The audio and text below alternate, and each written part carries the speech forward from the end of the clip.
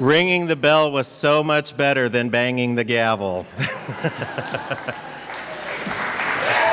Yes. Good morning.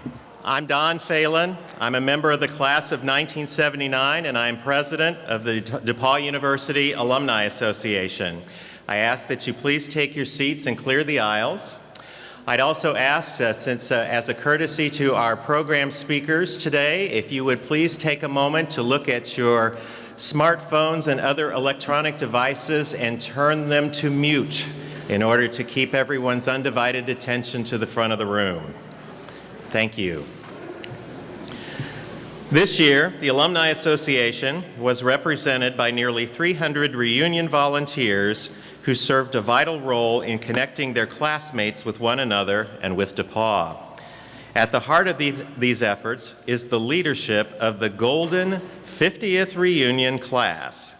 On behalf of the DePauw Alumni Association, I would like to thank the class of 1967 co-chairs, Sally Crowden-Barrett, Ann Barrow-Cook, Carol Thorlton-Gorsick, Dave Hoover, Suzanne Anderson Hoover, Heidi Schultz-Hazenga, Marcia Swearingen-Flieger, Dave Johnson, Craig Stokely, and Bill Watson for all of your efforts. As their beat goes on, the class of 1967 is making a triumphant return to DePauw. Please join me in welcoming back the 50th DePauw Reunion class.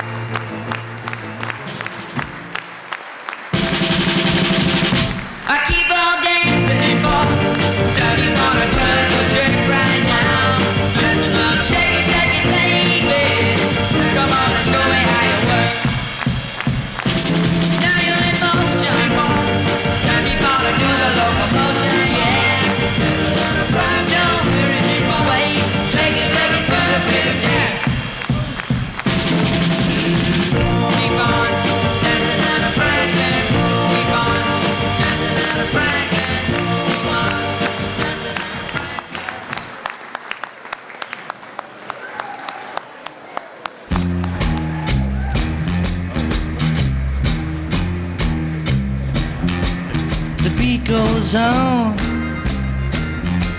the beat goes on.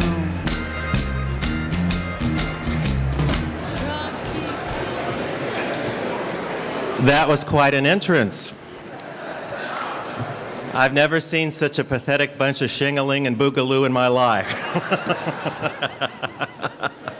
No, it was great. On behalf of my Alumni Association boards of directors and colleagues seated behind me, I want to welcome you to this Alumni Convocation.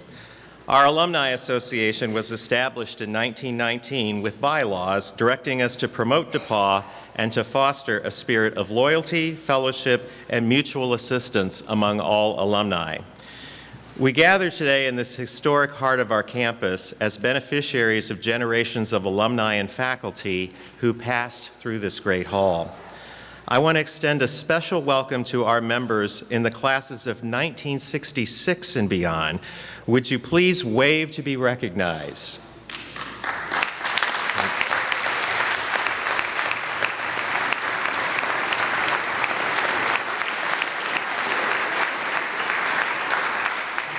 I also want to make a special tribute to Kenneth Lee, who is here from the class of 1947, who is celebrating the 70th anniversary of his graduation from DePauw.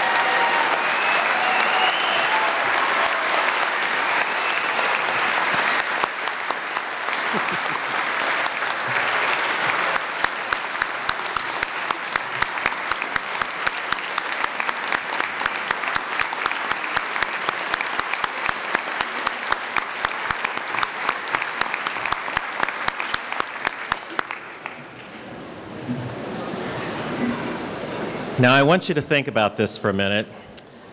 When Kenneth Lee was graduating in 1947, the 50-year reunion class was just starting to take its first steps as babies, and they were toddling around in cloth diapers. I just heard one of my young alumni people behind me say, "Cloth diapers? Ooh."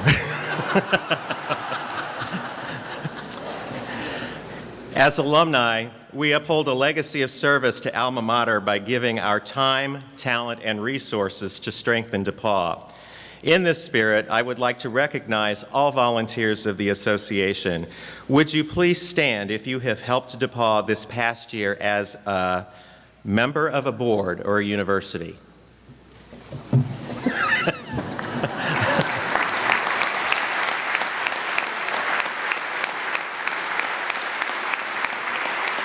If you were a reunion chair or a volunteer committee member, please stand.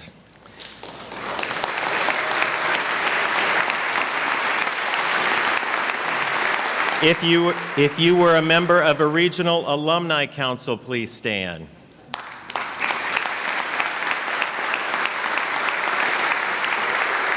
If you hosted DePauw interns, please stand.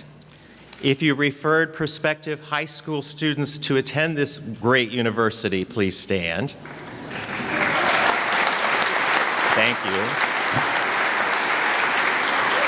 Or if you served DePauw in any other way, please stand.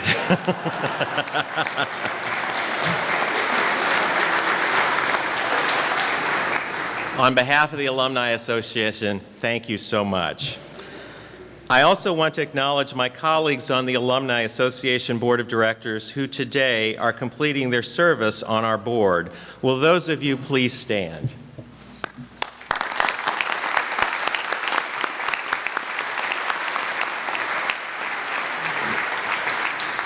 During the 2016-2017 academic year, 160 alumni served on DePauw's 17 regional alumni chapters to keep fellow alumni connected with one another and with the university. On behalf of the board's Regional Engagement Committee, it is my pleasure right now to recognize outstanding chapters.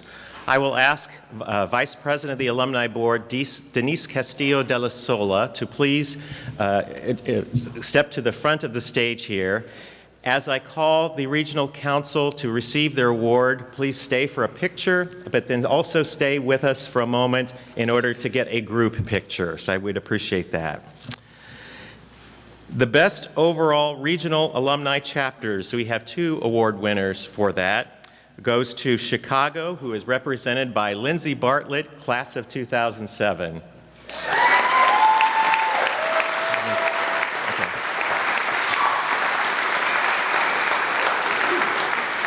And okay, go ahead. And representing Washington, D.C., represented by Amy O'Donnell, class of 1997. I made you younger than you were.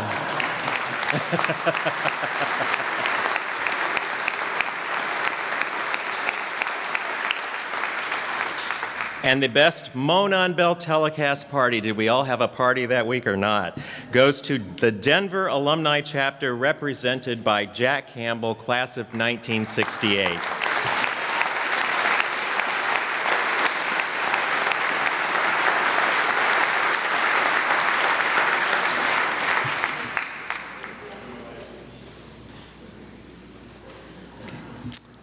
Thank you.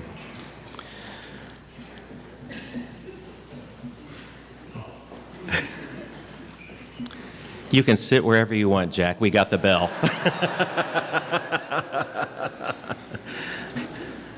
One of the great traditions of Alumni Reunion Weekend calls for members of the 25th and 50th reunion classes to offer greetings to the university on behalf of their classmates. It is my pleasure to introduce our 25th anniversary speaker, Francesca Moroney Cooper, from the class of 1992. Francesca?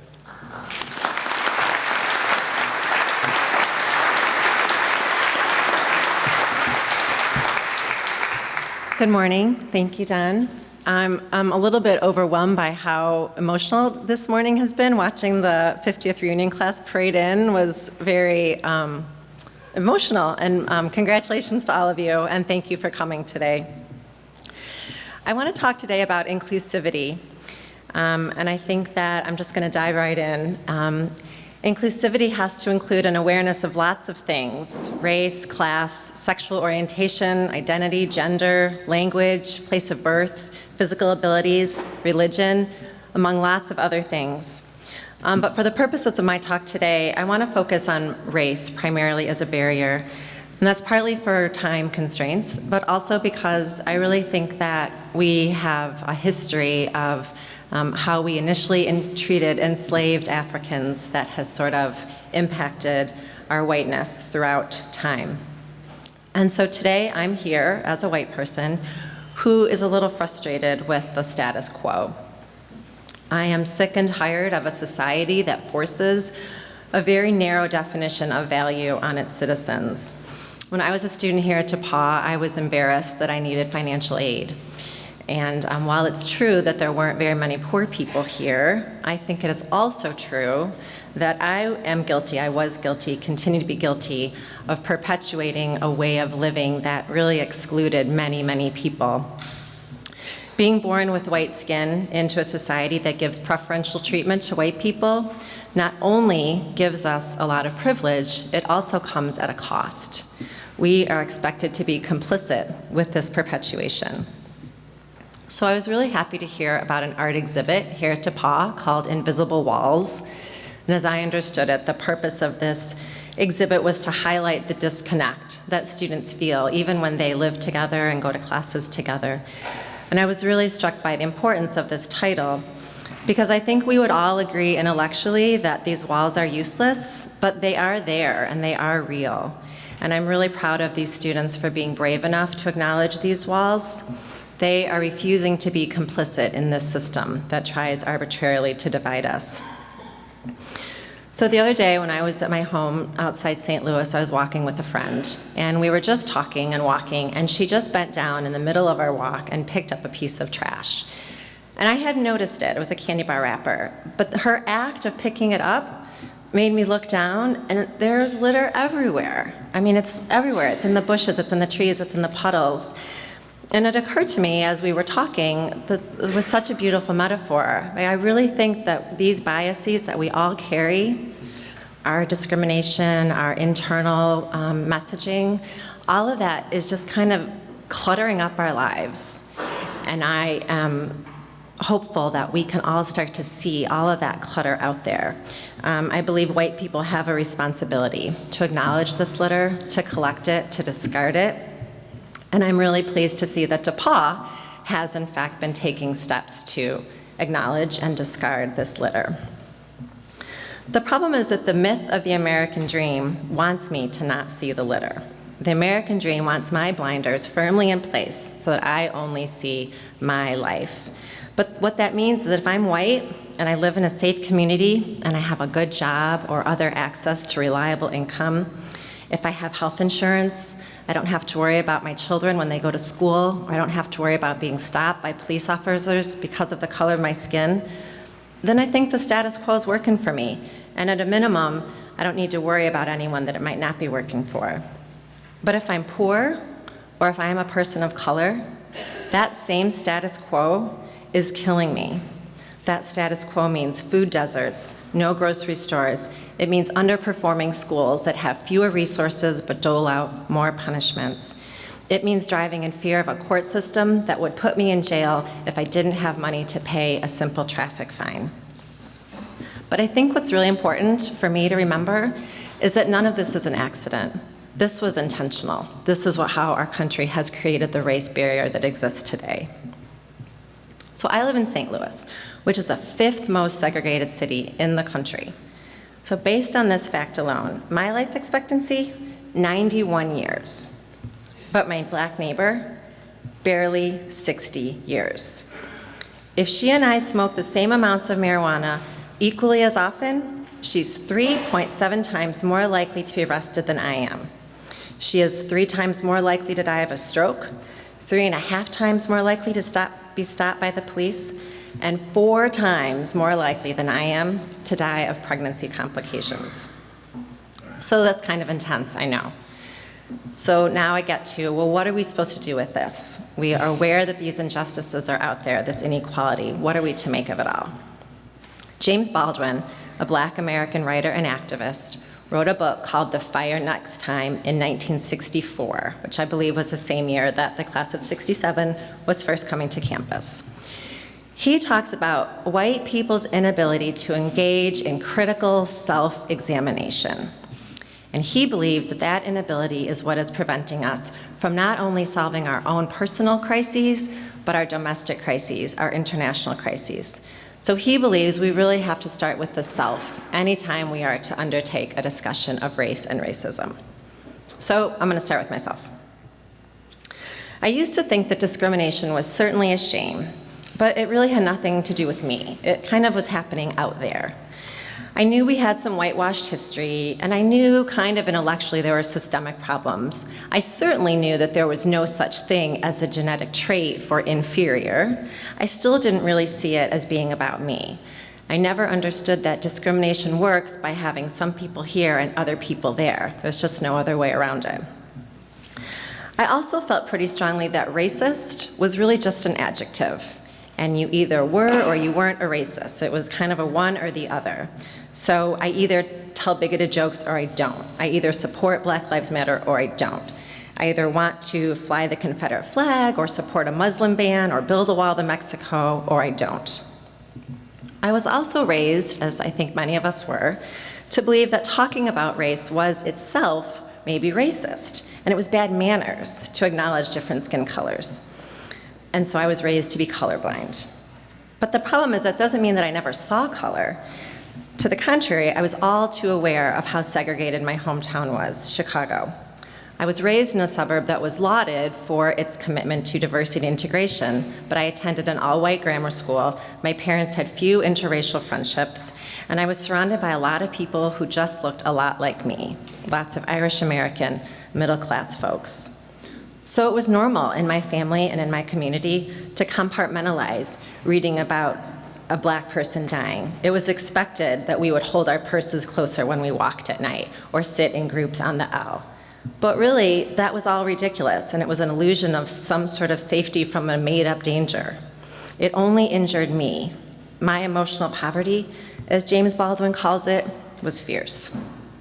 These manifestations of my internalized racial messaging hurt me. They limited my humanity, limited not just my understanding of other people, but my understanding of my own self. My 16-year-old is on Twitter, as I'm sure some of your children, grandchildren, nieces and nephews might be, and he told me about a tweet he saw that said, "Racism is not something we are born with. It is a learned belief and response." And the image accompanying that was a children's book, an actual children's book. And it was about a white family, and the dad in the family was a white man, and there was a cook, and the cook was a Black woman. She cooked for the family. And then there was a Black janitor in the family as well.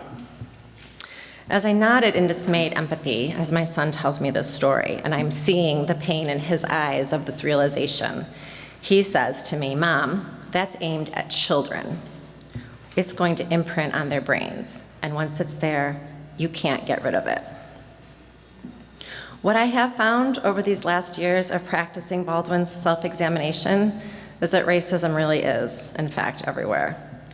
It's a toxic smog that we breathe, an iron cloak that we wear. I now know that I am, in fact, a racist. And I say that not as self-deprecation, but as honest self-reflection. How can I possibly not be when my entire life has led me to believe that that is actually the right way to be? This recognition has carried with it an enormous burden of sadness and guilt, yes, but it has also afforded me a freedom I never would have expected. Today, when I drive through Chicago, I understand that my old ideas about social service and diversity are not enough to combat the way skin color continues to divide and separate us. Today, when I observe my children's interracial friendships, I am so happy for them, yet also regretful for experiences I never had. Today, when I read about the enormity of white people's complicity, when I read writers of color discussing their oppression, I feel outrage and pain and frustration. I feel a lot of disappointment for myself for all the ways that I have failed. But in addition to my pain, in addition to my frustration, I am encouraged by the fact that the DePauw that I attended, one that was almost 97% white, is not the same as the DePauw of today. Today, students of color make up almost 30% of the student body. I am encouraged by the support and leadership of Justin Christian from the class of 1995, whose generous donation will support improvements to the building for the Association of African American Students, as well as inclusivity and diversity programming. And so as DePauw has demanded change and inclusivity, we too must demand these changes from ourselves, from our peers, from all of our institutions. Our new shared approach must not only recognize the mistakes of the past, but must also work to intentionally break down these remaining invisible walls. When we acknowledge these walls, when we see them for what they are, for the traumas and the pain and the tragedies that they have caused, then it opens up the parts of ourselves that we have hidden for far too long. It opens up our innate desire for connection, for empathy and understanding. I feel strongly that these conversations are incredibly important, and I applaud DePauw for having this conversation on campus with its members, and I hope that all of us are doing the same. As for me, I certainly do not have all the answers. I must look to people of color, to white people from marginalized groups, and yes, even to privileged white people, people who have taken up this mantle of anti-discrimination, anti-racism work long before me. My friends and colleagues, writers and researchers and activists, not to ask them to solve my problems, and certainly not to assuage my guilt, but to hear their stories, to amplify their voices, and to learn from their wisdom. So I will close today by asking you to consider how you might currently feel about racism, other kinds of discrimination. Are you curious about these feelings? Do you have a desire to see what that curiosity might be trying to tell you? Do you wonder how much better we might be as individuals, as societies, if we could finally fix these injustices? How much better we could be physically, ethically, and fiscally? Certainly, I believe DePauw both nurtured this kind of curiosity. It inspired us. I encourage all of you, as graduates of this wonderful institution of higher learning, to use these skills, critical thinking, intellectual curiosity, to see what kinds of solutions we can come up with. And I hope that we can all work together towards the day when students around the country, not just here in Greencastle, but at every campus everywhere, will be inspired, supported, and encouraged, not because of their differences. I'm sorry, I just got that line wrong. Not in spite of their differences, but because of their differences. Thank you.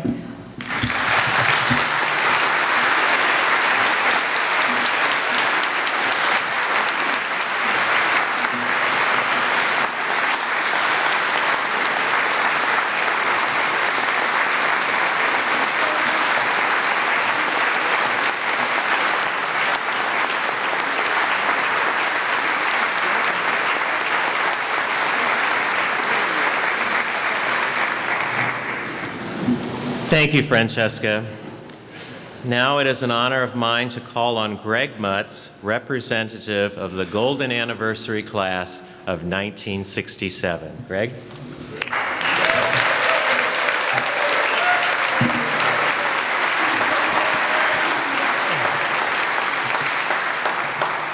Thank you very much. It's an honor to represent the distinguished class of 1967.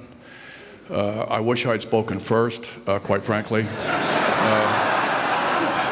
My speech is going in a little bit different direction, and Francesca, you did a great job, and again, it's quite a hurdle to try to match that. Before I start, I want to share a feeling I've had to see if others have had the same sort of experience. I have been blown away, literally blown away, with how rapidly I can be transported back in time, telling stories, reliving events, and completing sentences that have been on ice for 50 years, like they just happened last week. As long as I don't look in the mirror and see this face, I have been able to maintain this somewhere in time Christopher Reeve's illusion for the better part of 3 days. The simple truth is, nothing makes you feel younger than being with people who actually knew you when you were actually younger. Now, when I was called, asked to make some remarks, first I thought it was a joke, and was certain this was a put on by Janet McAdams or some other cabal here of our class. And I was very apprehensive about speaking. What was I going to talk about? I couldn't match Francesca. And then, to make matters worse, I got a call from Sally Crowden Barrett. Everybody knows Sally. She's not here. She just had her knee operated on, but her worthless husband is here. Denny's sitting right out there. And I'm sure he'll tell Sally what I said. But anyway, she called me about a week after I was told that I was asked to make some remarks. And Sally said, "Greg, I've known you for 54 years. And I've got a request." I said, "What's that, Sally?" She said, "Please, whatever you do, remain at all times politically correct and don't veer off color." I thought to myself, game, set, match. What was I going to talk about? Now, I get that being politically correct in today's world is mission critical. Colleges and universities across the country have set up safe zones where students are protected from offensive or inappropriate or even vulgar rhetoric. And colleges issue trigger warnings alerting students to the presence of people who look, act, or think differently from them. Now, back in our day, safe zones were where you could drink and not get caught by some campus gendarme.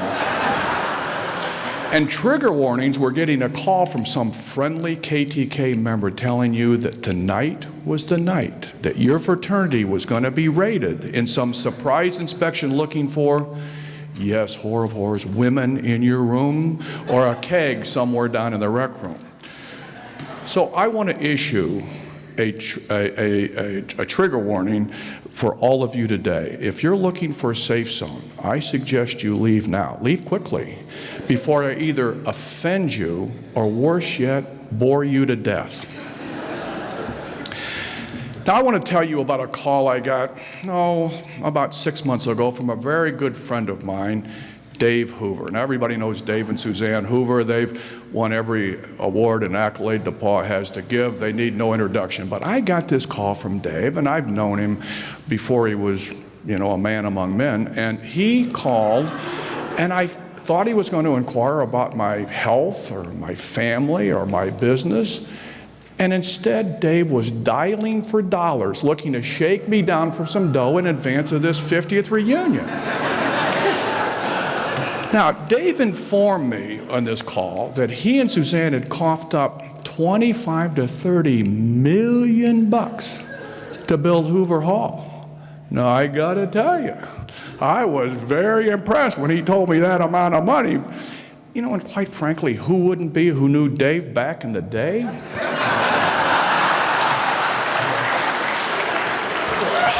When I demurred and tried to change the subject. Dave turned relentless like a pit bull with a bone. And he said, Greg, I want to tell you, while Suzanne and I we really love the name Hoover Hall, no surprise there, he said that I'm so committed to making DePauw successful and to expand that endowment that if you agree to cough up $10 million, Suzanne and I will agree to rename the building the Mutts Hoover Hall. The Mutts Hoover Hall? I said, Dave, you gotta be kidding. It sounds like a building housing stray dogs waiting to be neutered. Now, looking for some clever way to deflect Dave Hoover, who doesn't take no for an answer, I said, Dave, here's what you do. Why don't you call John Hinkey and Jack Hogan and hit them up for a king's ransom so you can rename the building the Hinkey Hogan Hoover Hall? The Hinkey, I know, the Hinkey Hogan Hoover sounds like one of these two-bit plaintiffs' law firms that airs their ads on the Sunday talk shows. Speaking of those Sunday morning news talk shows, I gotta tell you, it's impossible to ignore all the big pharma ads touting an array of pills, ointments, salves, and herbs. And lest anybody get confused, those are targeted to those of us in this room. Now, following each of these ads is a disclaimer read by somebody who trained as an auctioneer, who rattles off in staccato fashion all of the terrible, horrible things that will happen to you if you partake of this particular medicinal remedy. Now, there is one ad that does not follow this prescription. It's where the disclaimer is really the marketing hook.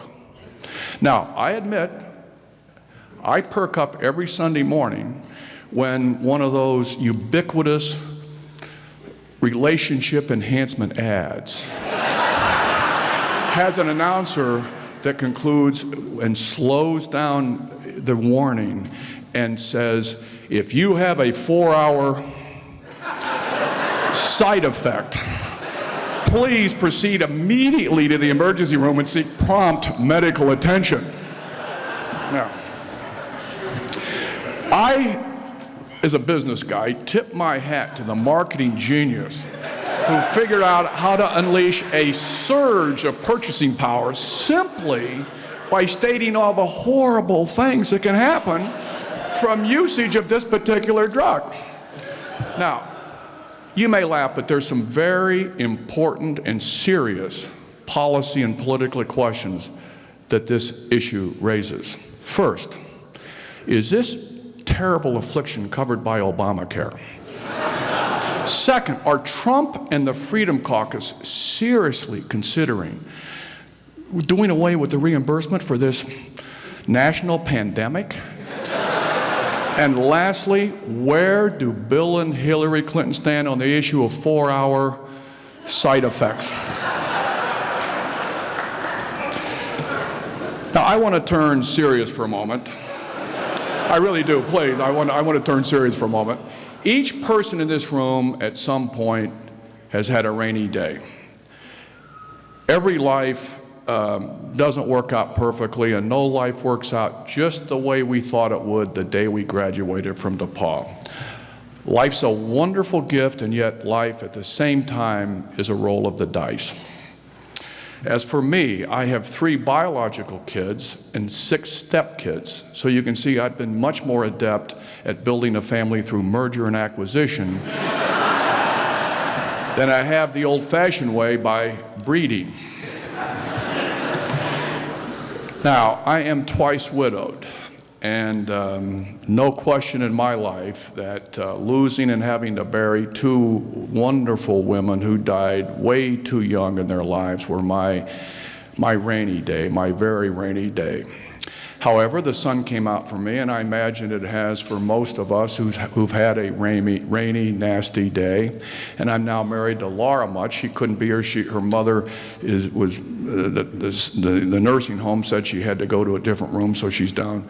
You know, we're all going to get there someday where you got to wear a diaper and throw away the Flomax, and anyway, you're fighting it as best you can. But she's my best friend, and my life has worked out. The mother of my three kids was Jeanie Simmons, a Kappa from the class of '67, our class. For everyone who knew Jeanie, she was a wonderful woman with a terrific and high energy zest for life. We were married for 16 great years. Jeanie died of cancer in 1991 after a long and very difficult struggle. 68 members of the class of '67 are not with us today. So whether good genes or good luck, we are indeed fortunate to have been able to live our lives and enjoy all the good times that we have had. Any regrets? Oh, for sure. Each one of us would do one or two things a little bit differently if we had it to do over again. But as they say down the road in Cloverdale, no one runs the sausage machine backwards and reclaims that squeal.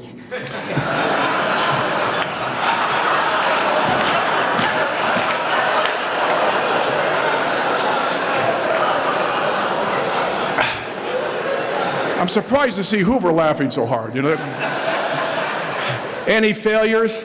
You bet. Each one of us has screwed up a time or two, but as Thomas Edison said, he said, I've never, ever made a mistake. I've just found 10,000 ways that don't work. Any challenges? You bet. I imagine we've all learned that we grow more when the road is strewn with potholes than we grow when we are on the beach frolicking and having fun. As for me, I grew more rapidly in my 1 year in Vietnam as an infantry lieutenant, seeing and yes, doing things that I never, ever thought imaginable when I was a fido on Anderson Street. The simple truth is, I imagine that each one of us in the class of '67 realized we grew the most when we were tested the most. Now let's have some fun. Let's compare DePauw of our day to the DePauw of today. I want to first take a close look at dating. Since women in men's rooms back in our era was a capital crime, and since all women had to be under lock and key by 12:30, the last 15, 20 minutes, maybe for Janet, 30 or 40 minutes of any date took place on the porch of some sorority house in the midst of a mob of 20 to 30 other sweaty, groping couples. I particularly remember the bells and chimes ringing at 12:30 announcing that all decent, God-fearing women had to be inside or face public humiliation. Actually, these ringing bells served only to trigger a romantic climax, figuratively, of course, in preparation for that last kiss. If our kids and grandkids could see Grandma and Grandpa warming up for that final smooch, I got to tell you, viral doesn't do justice to what would happen with those lip-bruising scenes going to the internet world of today. Now let's look at the 5 biggest changes between what we studied as kids here and what kids study today. Communication majors exploded from only 6 in our class to 72 today. Computer science majors went from 0 in our class to 55 today. Econ and management majors doubled from 44 to 88. And listen to this, history majors fell from 55 in our class to only 11 today, and poli-sci majors fell from 39 to 13. Now, I don't know what these changes, these teutonic changes in what kids study says about us or about the kids today, but I can tell you, old President McCoy here is turning out a whole lot of kids that are computer geeks who are very good communicators who are bound and determined to go into business to make a buck. Now, let me wrap up my spiel.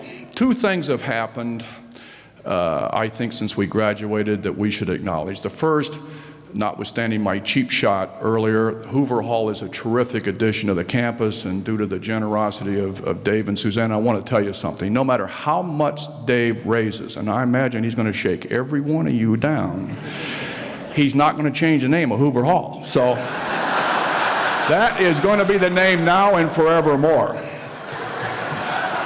The second change I want to highlight is one of the best changes that I think has occurred for the best in the last 50 years. In the class of 67, 15% of us were on a varsity sports team. Today, in the class of 17, 39% of the kids are on a varsity sports team. You say, how come there's been this explosion in participation on the varsity sports teams? One answer. Title IX that was adopted in 1972.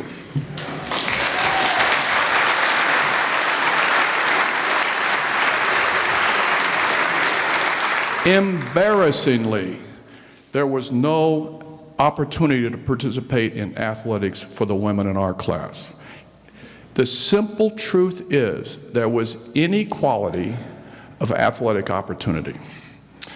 Any man who thinks women are the weaker sex, quite frankly, has simply never been married. Today, DePauw women athletes are doing a terrific job of winning races and scoring points and being named as MVPs all-conference and as All-Americans. In our class, 80 guys lettered.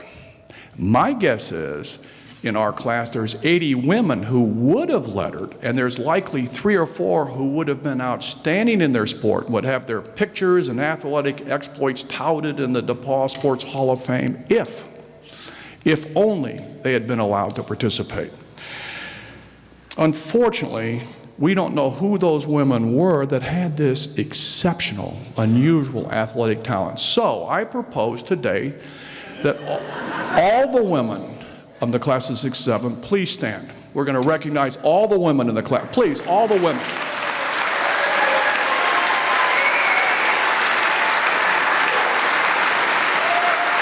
No, Suzanne, stay up. You could have, come on, stand up.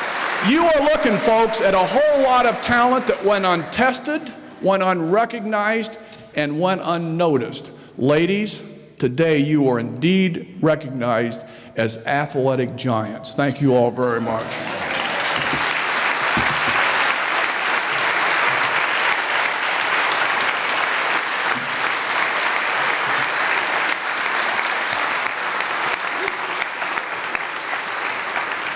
Thank you, Greg.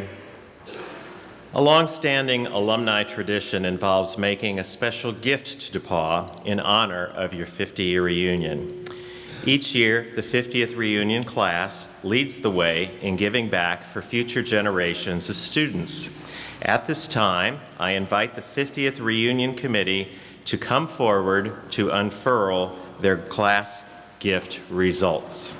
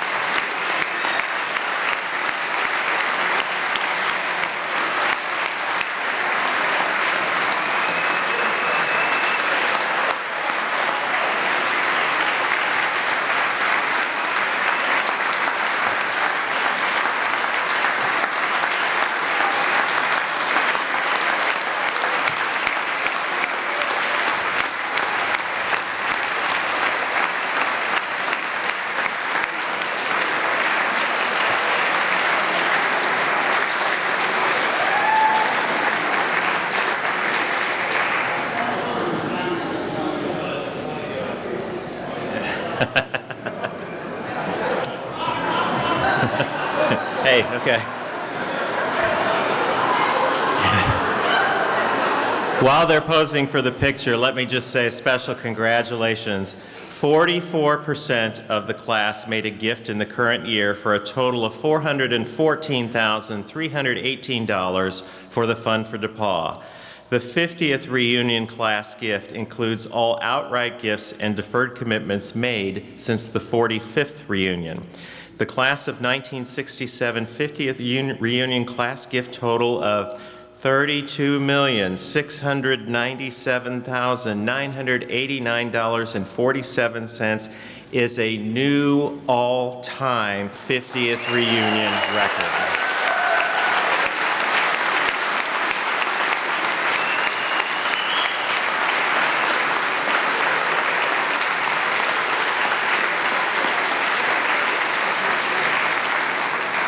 This record surpassed the long-held record of the great class of 1958.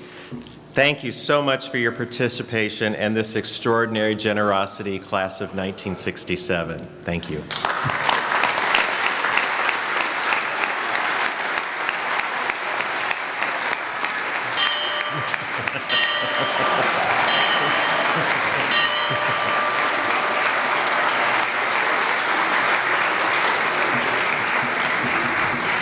At this time, I would like to introduce student members of a School of Music quartet who will share a song from Old DePauw.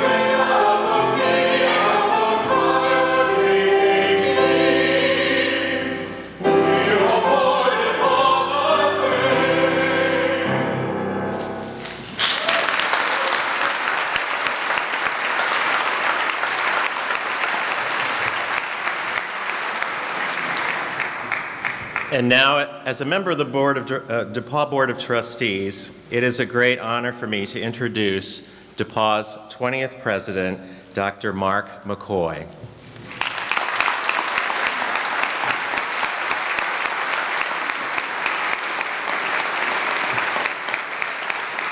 It's great to have you all back. People ask me regularly, what's the hard thing about being a college president, or what's the toughest thing about being a college president today?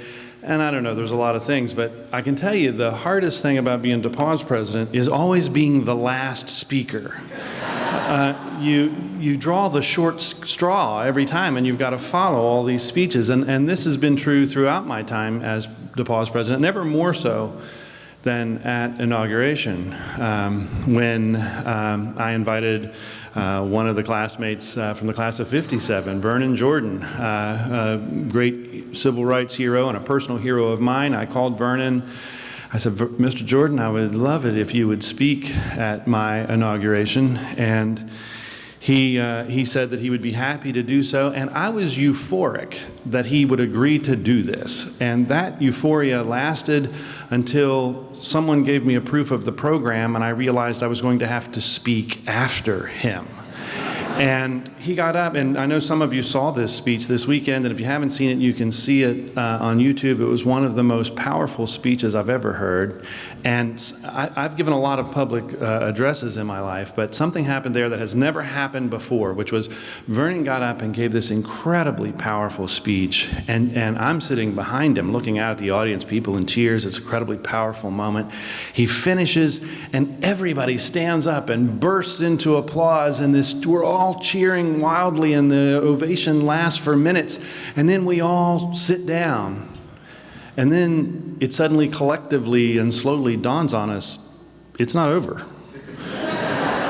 And then it dawns on me, oh no, I'm the guy that has to speak next. And then this is the moment that has never been replicated. That is, as I walked up to the podium, every face in the audience had the same expression. As I walked up to speak, they were all looking at me with the very same words on their face. You poor man.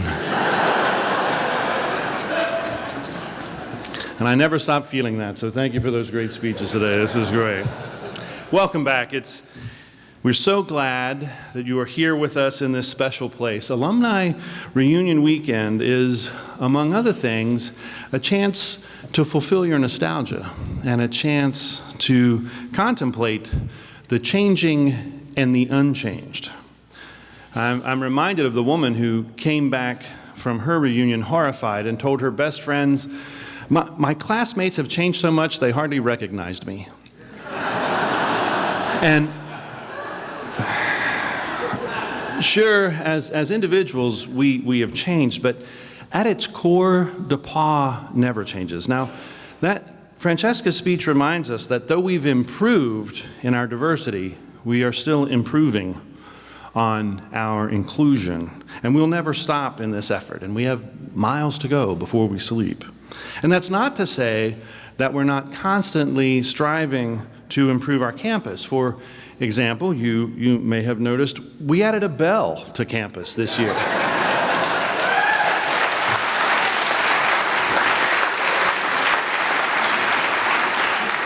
I don't want to cast aspersions, but it took those boys up north 7 years to clean that thing.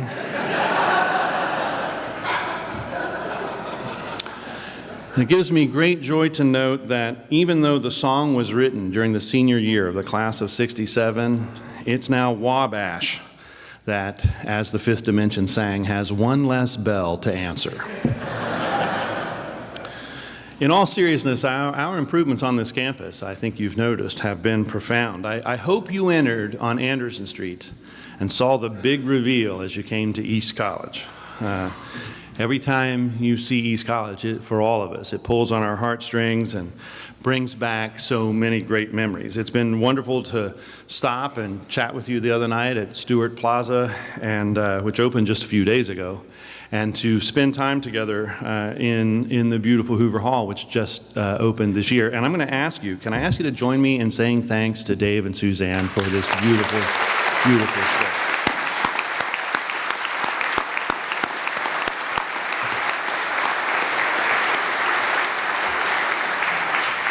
But even with our many improvements, the very best of DePauw remains unchanged. Nelson Mandela said, "There is nothing like returning to a place that remains unchanged to find the ways in which you have been altered." In so many ways, DePauw today is just as you knew it to be when you were here. We still provide a true liberal arts education. We still have innumerable leadership and social opportunities. We still gather in Meharry Hall. Now, as you think back, how have you changed? I'm not talking about physically, and for the record, you look just the same. Your classmates are looking a little older though, aren't they?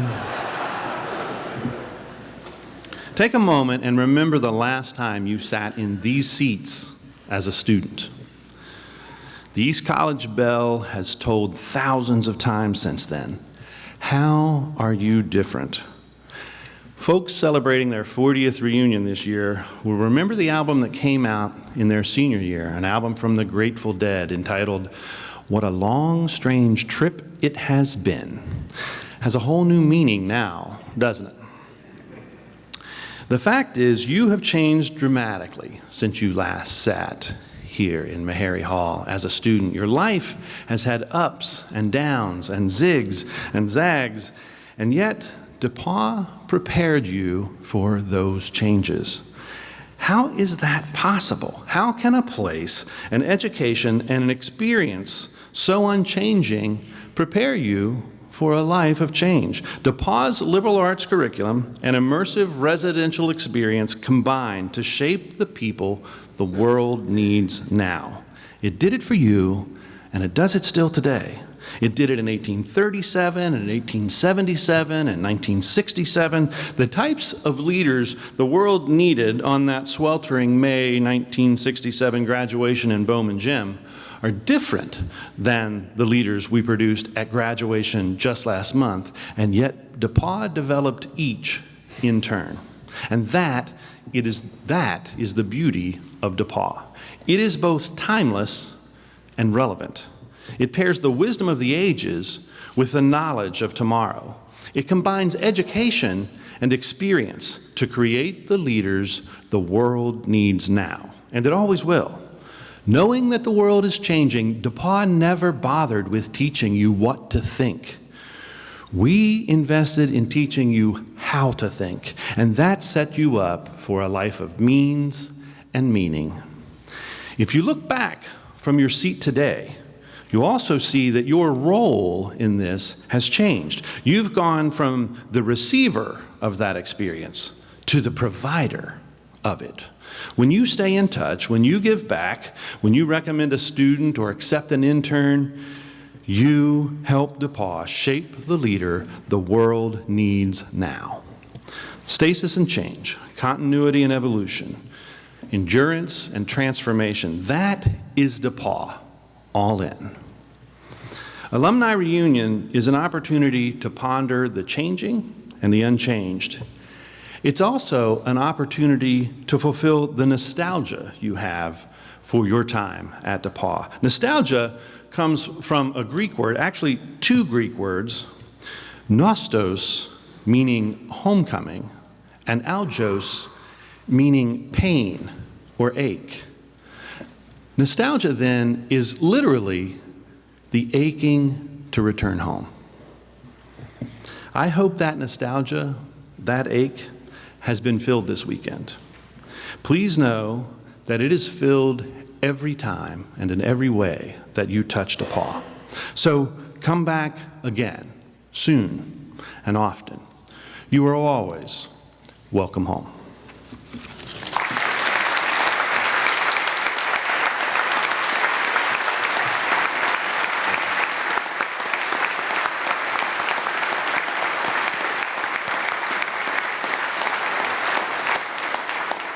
Thank you, Dr. McCoy. As we enjoy reunion today, I invite you to save the dates for one of DePauw's longest-running traditions, which is Old Gold Weekend. This fall's edition will be a special one featuring the dedication of Stewart Plaza and an Athletics Hall of Fame induction that will honor, among other inductees, DePauw's first national championship team, brought to you by Title IX, the 2007 women's basketball team. Please join us on October 5th and 7th.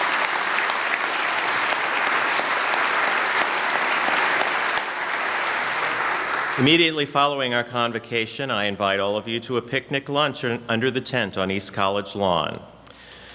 Per the bylaws of the DePauw University Alumni Association, a term as president of the board is a 2-year term, and therefore this is my last time as the president of this term, and I would like, or the president of this organization, and I would like to, at this point, introduce to you your new alumni president. She is from Chicago. She is a member of the 1996 class at DePauw, a Pi Phi, a mother of 2 children, and an attorney by trade. Ladies and gentlemen, Denise Castillo de la Sola.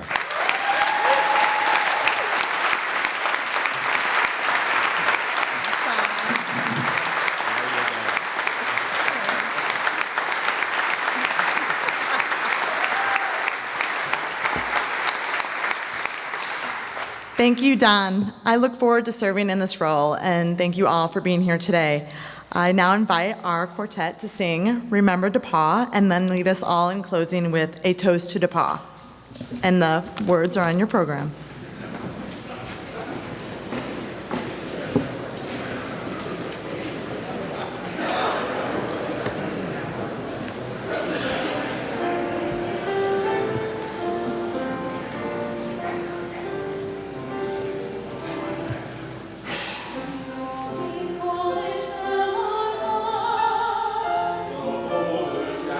Strong below, the football field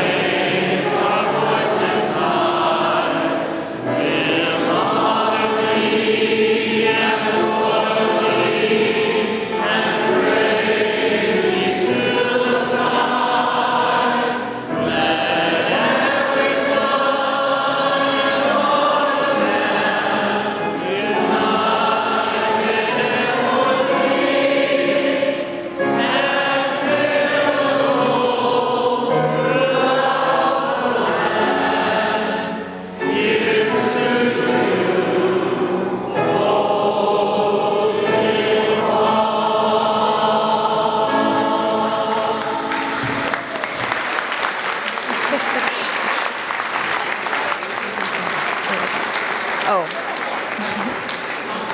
This convocation is adjourned. I did it too early.